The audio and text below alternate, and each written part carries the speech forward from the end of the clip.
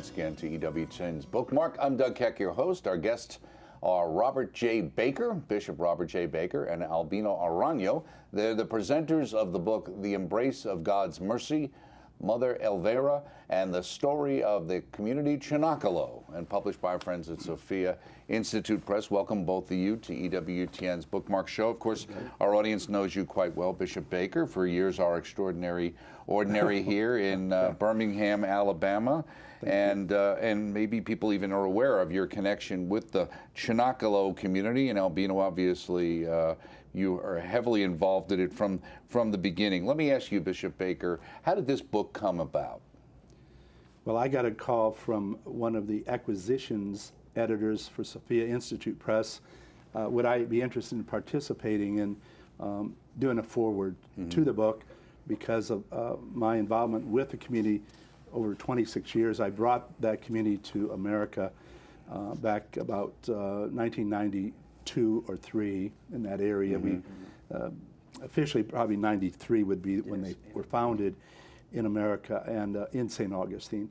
So I did a little bit of the introduction. Originally the book was published in Italian as L'Abbraccio. Albino can explain that a little better than I can, the title and the meaning. But it has Mother Elvira with an embrace. Right. It's a different cover than this one. And that is very symbolical, that woman, what an embrace means for an Italian, but in the Catholic context with the embrace of God's love. Let me ask you, Albino, about that, because you've been involved with Mother Elvira from the beginning, basically, or pretty close to the beginning. Now, this is a book that wasn't written by her, but features basically her story, right? Yes. Give the story of Mother Elvira, her life, and also the story of the Comunità Cenacolo.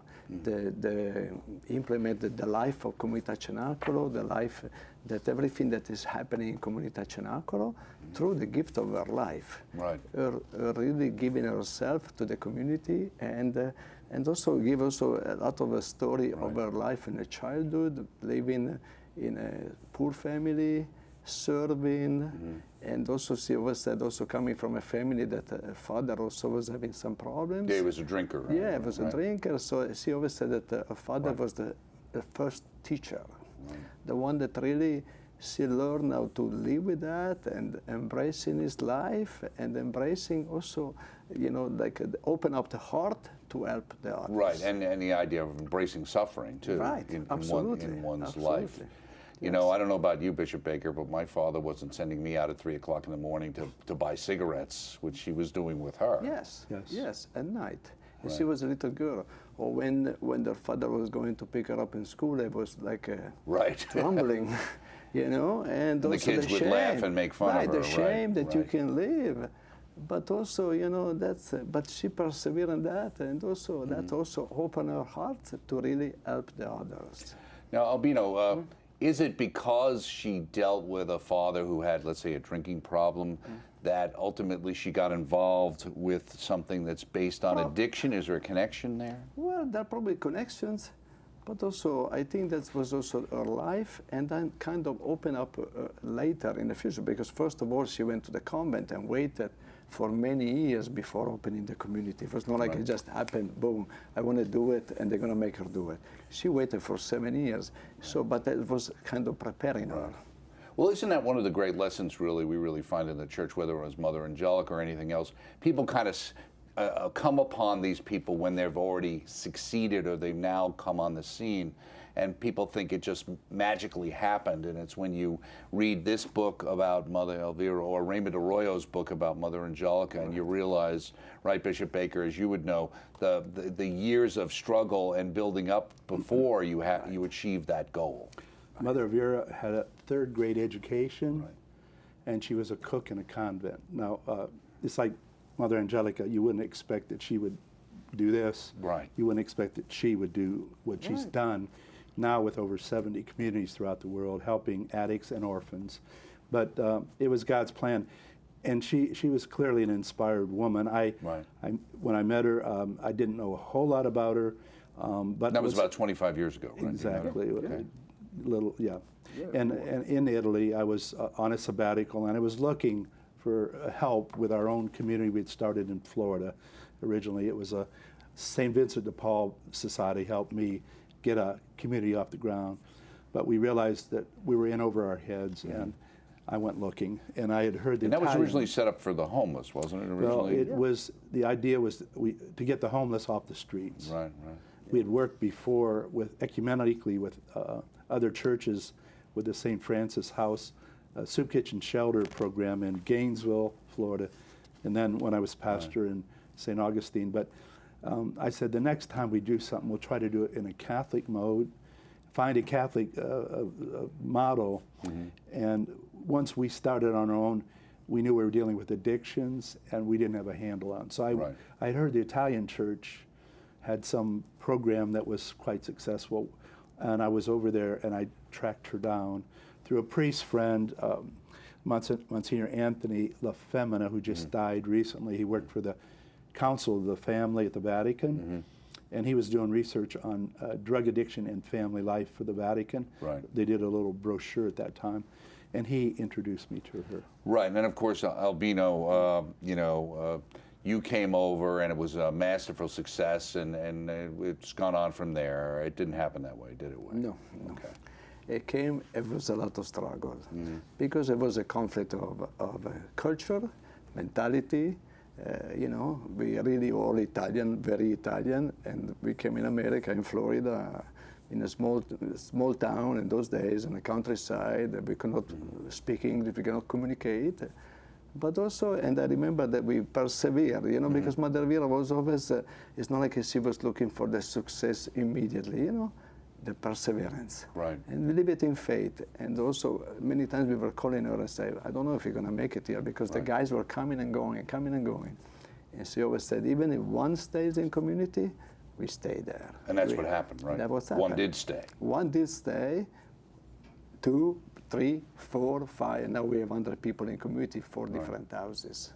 Right. And that's amazing when you think, and I felt this community was going to be too tough for the American culture in the way. Why do you say that? Why is it going to be too tough? Well, and the discipline was pretty heavy in terms of it, and rightly so because of the history of the guys. But the prayer life and community life was very, very intense. I compare Mother Elvira to Nick Saban in terms of expectations. Right, you make that here in the book. She doesn't set the bar low, which I think our American culture across the board sets the bar too low, and so we don't get many results in a lot of things. But with her, she had in mind that young men and women were capable of a prayer life that was superior to many. Right. And I thought, it was way up there. I saw it in Italy, and I said, well, that would be great for us. But initially, it didn't seem to be working. And then it was her decision that made the difference. And that's the difference between saints and the rest of us. They know the potential of people, and we saw less hope than she did. Right.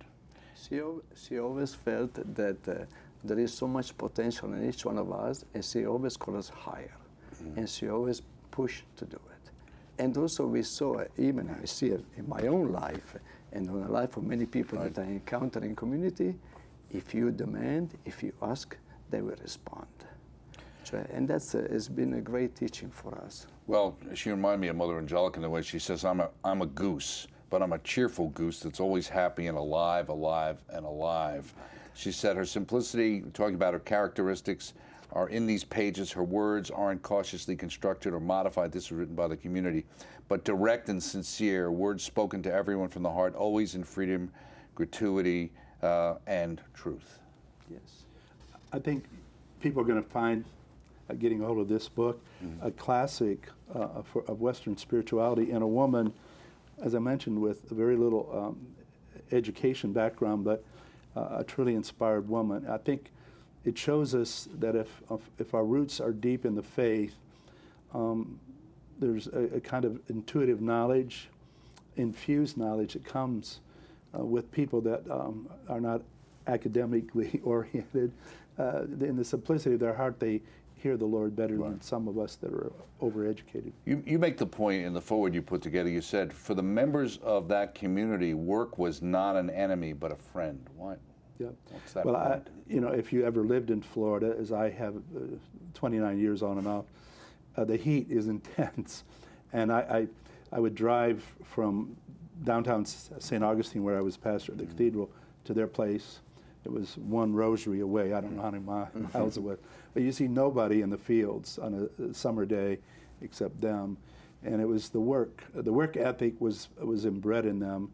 Elvira worked hard as a cook in the convent, and she believed that they had potential. So we can always recommend the people that come out of that community, they can get a job anywhere because of their work habits, trained by her program. Right. Also, the point that you make, but I'd ask you about, you talked about that Mother Elvira helped them find motivation for their work in their faith. Right. And that's the key in the Lord of the Eucharist, and the Eucharist is very important to her. Yeah, absolutely, because also we felt that the prayer is also another important part of the community life, because we start the day praying the Rosary in the chapel in front of the Blessed Sacrament. And then you finish the day in the chapel in front of the Blessed Sacrament saying the third Rosary. The second Rosary, you say it in the afternoon, sometimes working, or you just walk it in the property. So you have 3 Rosaries a day. They give you also the timing, the rhythm of life, And also there is a personal adoration. There are moments of reading the Psalms. But also, and then you pray, you work. Also, work is the faith that we are teaching in community is a concrete faith. The faith that's going to get the hands dirty. Right. It's not like we are not like living over there. Right. We always call it from the roof down. Not like in a mystical way, but also live it concretely. And concretely means you work. Also you respect what you have, you are 2 by 2, you are a friend, building relationship, friendship, all these important qualities that the community can really teach. And also there's what is the dignity? The dignity of human beings. And we hear that from the Present Holy Father, who talks a lot about that. I thought this was interesting. In here it said, we do not want to put Mother Elvira or the community at the center of these pages. Why? Yeah, because obviously she doesn't want. She always said, "I am nobody, and I want to be nobody. I don't want to become a hero. And everything I know, everything I say, everything I do, first of all, I have learned it from the guys. So the community is not like I was started. She had an idea when she started the community. Are we going to do this? We're going to do this. She didn't know. Right. But she lived, and the guys came in. And she learned from the people that came in community. Well, she had that experience where some of the guys came to see her and said, well, is this the community for the drug addicts? And they're like, oh, maybe that's really what we're supposed to be or something. And in the beginning also, she made a lot of mistakes also. There is on the book like a scene that they want to have the guys also connected with the town and send them out. Send them out, give some money, go out, and then come back drunk. Right. So then she realized they're all fighting each other, and she said, hey, this is no. So we're trying to keep. Maybe it's good for them to have a connection with the society, but realizing that instead it's much better to keep everybody confined, destroy their old life, and rebuild a new life. Well, you say here, it talks about in the beginning, the young men and women who come to Cenacolo asking for help to be resurrected. They also need to be reborn in the relationships with their families who frequently have left profound wounds in their hearts. So it's a resurrection experience. Exactly. Yeah, and that's key to the community is the new life that Jesus brings through the Easter event, the resurrection. So she has like symbols. The house she lived in was a ramshackle house initially. I mean, to see it now, it's just totally converted into a beautiful place. It was the only thing going for it was a little image of the Blessed Mother over the entrance. Right, that's right. And that was all she needed. And then she went and lived there, and people started coming to her there. And I think instructive in this was, as he was talking about, the guys taught her, she didn't impose prayer on them either. They said, Mother, can we pray with you? Right. And then they began to ask her to teach them. So it's not a forced thing. It was something they wanted. Right. And then it became something, the power of and the Eucharist then is central to this. the word Cenacolo means the Cenacolo, the upper Right. room, the Last Supper room, Right. and that is the core of the community when you get down And to it. also through the Blessed Mother. I was going to say there's a strong Marian connection with that name. Absolutely. But that wasn't her idea to call it that. That was somebody else, Yeah, a priest. it was a priest that right. suggested her. Right. Because at the beginning she was just calling her comunità. Right. We are opening a community, like a big house, Right. living community. In those days also there was a lot of community opening in Italy in those days, you know, from priests, una Right. comunità. But then it was a priest that suggested, why don't call it Cenacolo? Which she was stunned because it was a perfect name for the community. Right.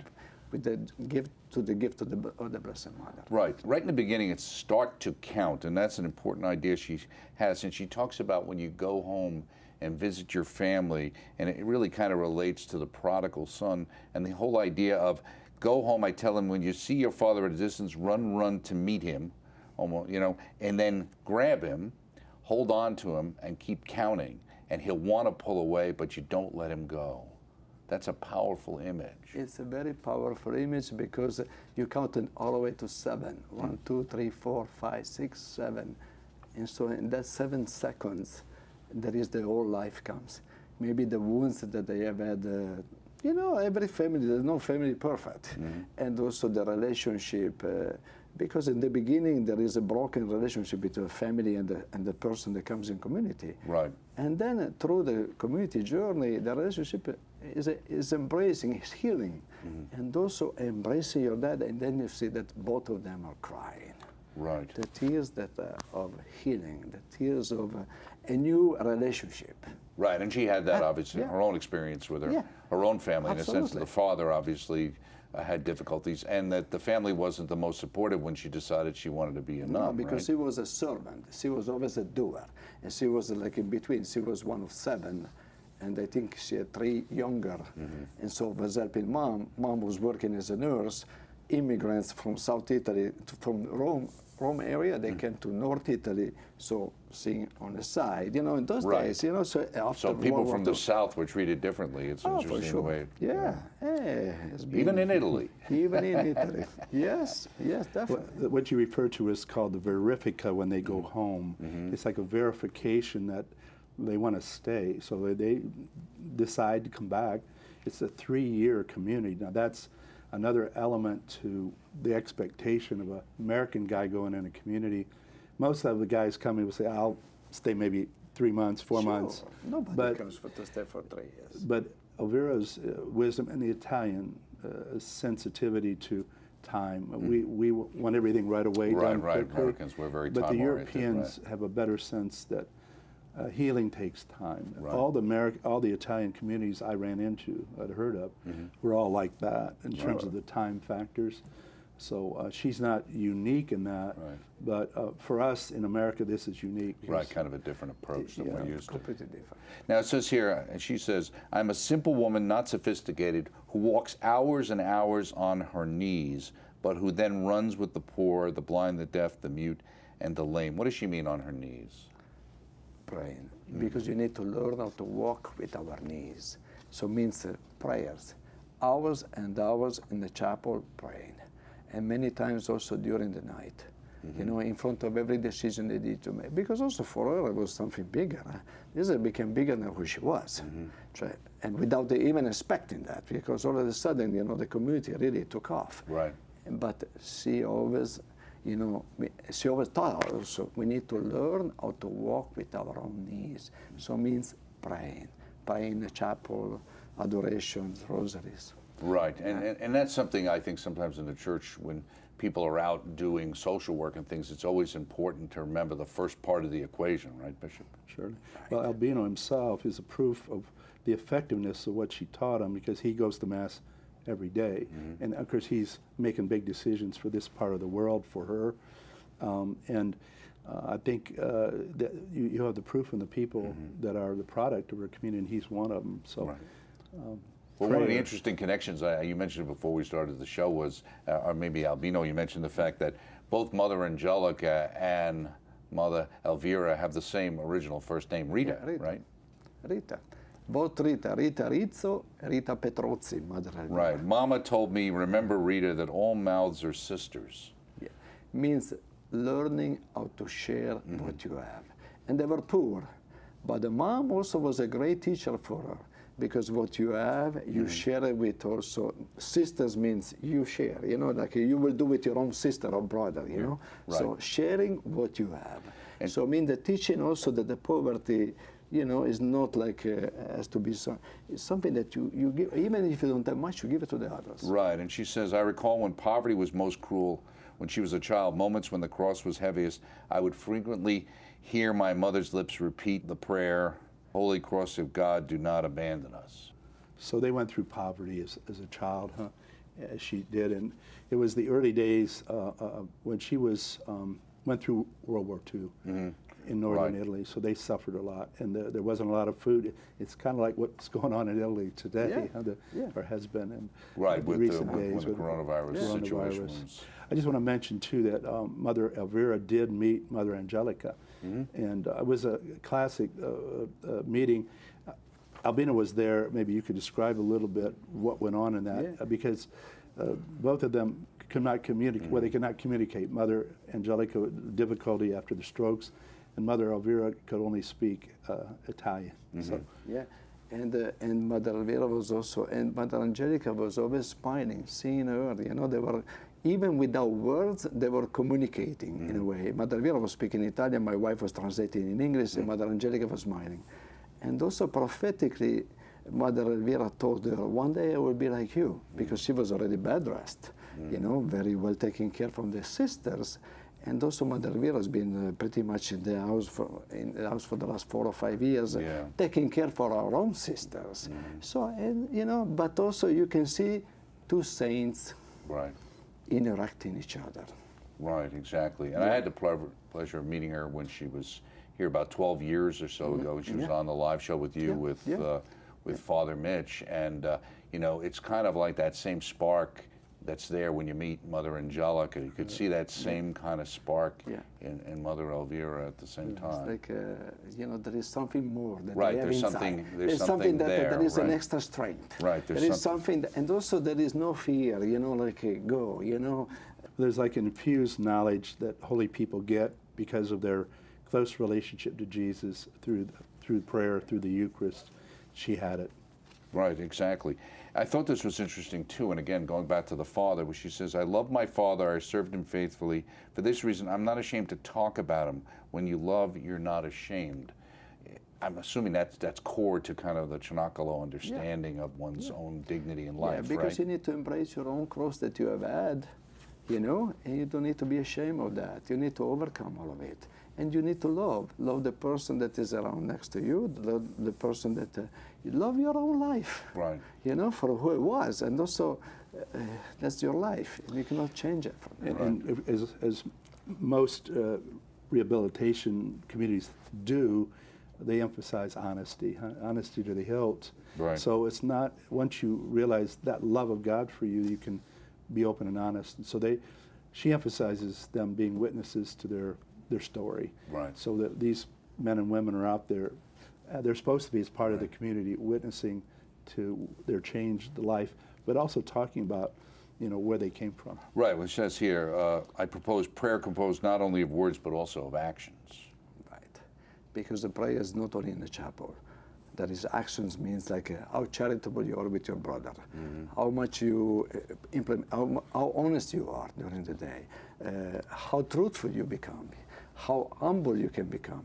So that is actions means living the faith concretely. Right. Concretely. In a section of the book, she says, those who know me, and I guess that's you, understand that I have never planned anything in my mind, that I have never expected to understand God's plan. The more this story develops, I must admit, the less I understand. She's the first one to always say that. Right. Because also, you know, you can see that is a work of the Holy Spirit. Right. So work that comes from prayer, and also learning as we go. And she always the first one to say, to be amazed in what she sees, and also amazed on how the young people can respond to this strict life, for sure. But also, you can do it. Right. We have to leave room for the Holy Spirit in our lives. We Americans are a little more calculated we're organized, and that's a gift that Americans have, maybe over other nationalities. But she teaches us that the Holy Spirit takes the lead if we allow that, and so a lot of things unfolded that were never expected. Well, the one other connection that I got, besides the name and a lot of the other things in their approach to things, is the reliance on God's providence. God's providence. Right? God's providence. Since the beginning, He said, I will do my part, but I ask you to help me to do my part. And trusting in God completely. We are not going to buy food. We live with donations. And we are, keeping the community going. So we have a lot of people living in community all over the world. And, but also trusting in God. And trusting that God will provide, but also we need to be the good instrument of God's providence. So when we started in Florida, we had a license for an ornamental nursery for that property in Florida. And so I was planning for them to sell trees and bushes and flowers.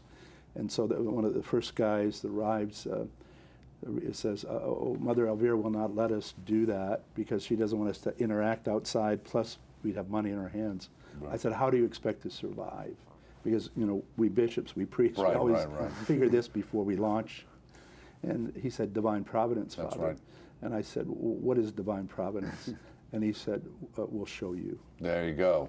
And anyone reading this book will find it, as people who've watched EWTN over the years know about it as well. We're just out of time. Albino Aranyo, thank you so much. And of course, Bishop Baker. The book is The Embrace of God's Mercy, Mother Elvira, and the Story of the Community, Cenacolo. The book's available through our EWTN Religious Catalog.